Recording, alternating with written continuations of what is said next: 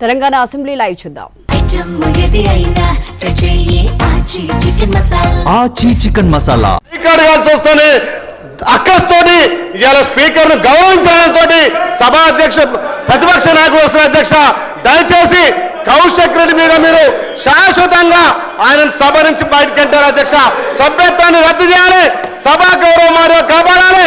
మా గౌరవ ముఖ్యమంత్రి ఎక్కడ కక్ష సాధన చేస్తున్నారు అధ్యక్ష, వాళ్ళ యొక్క ఎప్పుడు సస్పెండ్ చేసేది మిమ్మల్ని నిలబెట్టి మీరు చేసిన తప్పులు మీరు చేసిన అప్పులను కడుక్కుంటూ ఇలా ప్రజాపాలన చేస్తుంటే ఓర్వలేక సర్పంచ్ ఎలక్షన్ లో ఓడిపోతుంది, కంటోన్మెంట్ లో ఓడిపోతుంది, జూబ్లీ చోస్ ఓడిపోతుంది, ఇలా పార్లమెంట్ లో గుండుసున్న వచ్చే మొన్న మున్సిపల్ లో కూడా ఓడిపోతుంది.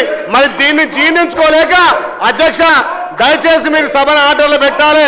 వాళ్లకు పాడి కౌశికుడి మీద కఠిన చర్య తీసుకుంటుంది ఈ తెలంగాణ సమాజం.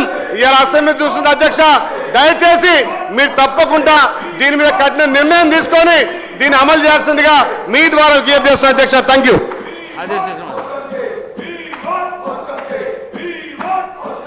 అధ్యక్ష.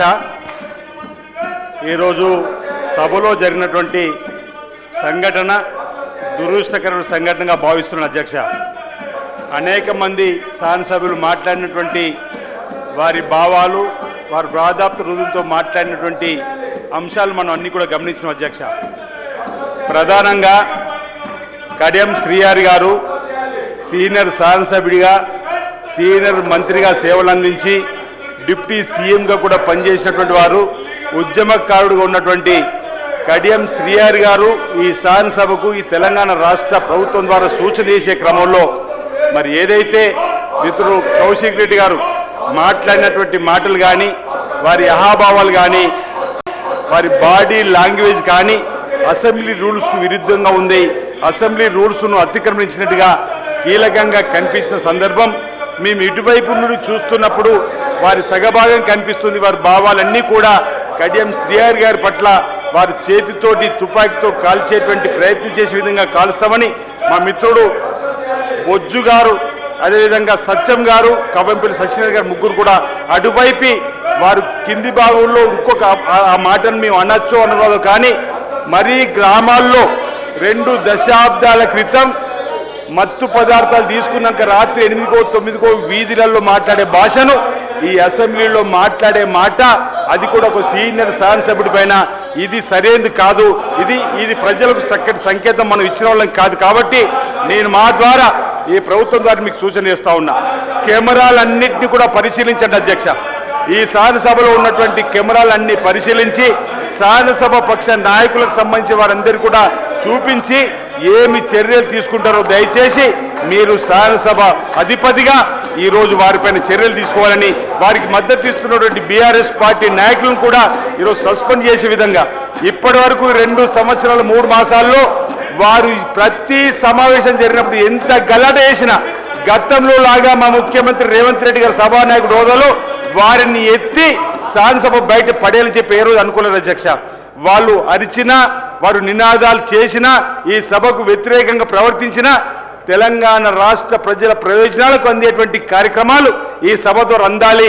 వారు అరిచినా వారి దగ్గర నుంచి మంచిని తీసుకోండి, వారి చెడును ప్రజలే గమనిస్తారని చెప్పిన ఆలోచనలో వారిపై సస్పెండ్ చేసే కార్యక్రమం వారిలాగా గతంలో 10 ఏళ్లలో మా శాసనసభ్యులపైన చేసినటువంటి విధంగా ఈరోజు ఎప్పుడు కూడా చేయలేం. కానీ ఈరోజు పెద్దలు శ్రీహరి గారి మీద చేసినటువంటి సందర్భంగా మేము ఈరోజు ఈ కెమెరాలన్నింటినీ పరిశీలించి శాసనసభ పక్ష నాయకులందరూ కూడా చూపించి చట్టాన్ని శాసనసభ రూల్స్ అతిక్రమించిన వారిపైన సస్పెండ్ కాదు అధ్యక్ష, ఈరోజు శాసనసభ్యత్వ పదవి కూడా రద్దు చేసే విధంగా కూడా మీరు చర్యలు తీసుకునే విధంగా ఉండాలని ఇప్పుడే మా బీర్లయ్య గారు చెప్పారు, అనేక మంది శాసనసభ్యులు చెప్పారు అధ్యక్ష. గతంలో ఇదే సభలో కోమటిరెడ్డి వెంకటరెడ్డి గారు, పెద్దలు సంపత్ కుమార్ గారు, అప్పుడు గవర్నర్ గారు ప్రసంగం పైన చర్చ జరుగుతుంటే అక్కడ ఉన్నటువంటి బడ్జెట్ ప్రతులు చింపివేస్తే అప్పుడున్న స్పీకర్ గారి కన్నుకు గాయమైందని చెప్పని ఈరోజు వారిని ఏకంగా సభ మొత్తం సస్పెండ్ చేసిన అధ్యక్ష. తీరా శాశ్వతంగా శాసనసభ నుంచి రద్దు చేసిన అధ్యక్ష. తీరా తెల్లవారు చూస్తే ఒక కన్ను గాయమైందని చెప్పి ఇక్కడ చెప్తే మరో కన్నుకు కట్టుకొని తర్వాత కనిపించినటువంటిది కూడా విమర్శ ఆ రోజు మనం చూసిన అధ్యక్ష. అయినా ఇప్పటి వరకు గౌరవ ముఖ్యమంత్రి రేవంత్ రెడ్డి గారి నాయకత్వంలో మా పెద్దల మంత్రివర్గంలో అందరూ కూడా మీ ఓపికతోటి అనేక సార్లు వాళ్ళకి అవకాశం ఇచ్చినాం. మొన్న మాట్లాడితే బయటకు వెళ్ళి మాకు మైక్ ఇస్తున్నారు, మాకు గొంతు నులిపేస్తున్నారు. కానీ మొన్న మీరు చూసారు కదా అధ్యక్ష, మొన్నటి రోజు 2 గంటల పైచీలకు వాళ్ళకు 1 నిమిషం తక్కువ గంట మేము మాట్లాడారు అధ్యక్ష.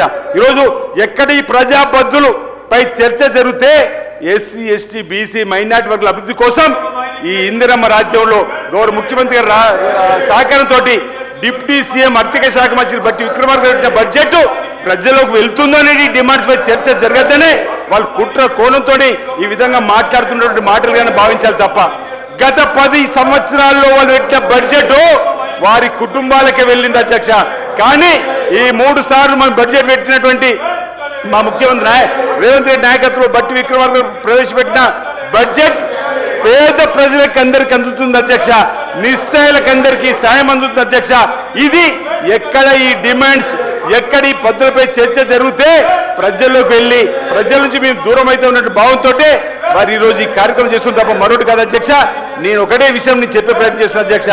నిన్నటి రోజు దానికి ఈరోజు నేను నిన్ననే మొదటిసారి అబ్జెక్షన్ చెప్పినది అధ్యక్ష. 5 నిమిషాల నుంచి వేసి చూసిన తర్వాత పెద్దలు వచ్చి సిబిసిఐడి ఎంక్వైరీ జరిపిన తర్వాత మళ్ళీ ఈరోజు అదే అంశం పైన రాజకీయం చేయాలని చేసే ప్రయత్నం కాదు. వారు హౌస్ కమిటీ అంటున్నారు. ఈ ఒక్కటితో పాటు ఇంకా అనేకమైన అంశాలపైన మా ముఖ్యమంత్రి గారు హౌస్ కమిటీ వేయడానికి ఎలాంటి ఇబ్బందులు బహుశా నేను అనుకుంటున్నా. వారు ఆయంలో వేసిన హౌస్ కమిటీలు తూతు మంత్రం కావచ్చు.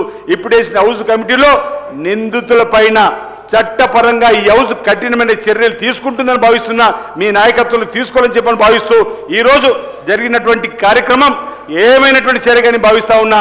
ఒక శాసనసభ్యుడు సీనియర్ శాసనసభ్యుడు పట్టుకొని ఆ విధంగా ఆ భావాలు ఆ బాడీ లాంగ్వేజ్తో చేసినటువంటి తీరు కౌశిక్ రెడ్డికి మంచిది కాదు. భవిష్యత్తులో కూడా నేను కూడా మొదటిసారి శాసనసభ్యుడిని, ఈరోజు వయసు ఉంది కావచ్చు, యువకునిగా శాసనసభ్యుడికి వచ్చిన తర్వాత అందరినీ గౌరవించుకోవాల్సింది పోయి ఈ విధంగా చేయడం మంచిది కాదని మాటని సందర్భం చెప్తూ తప్పనిసరిగా గతంలో కోమరెడ్డి వెంకటరెడ్డి గారి పైన గతంలో సంపత్ కుమార్ గారి పైన ఎలా అంటే వారు కేవలం పేపర్లు చించినందుకే శాశ్వతంగా సభ్యత్వం రద్దు చేసిర్రు. ఈ రోజు కూడా పరిశీలించి వారి సభ్యత్వం రద్దు చేయాల్సిందిగా మా శాసనసభ్యులు చేసిన దానికి నేను కూడా మద్దతు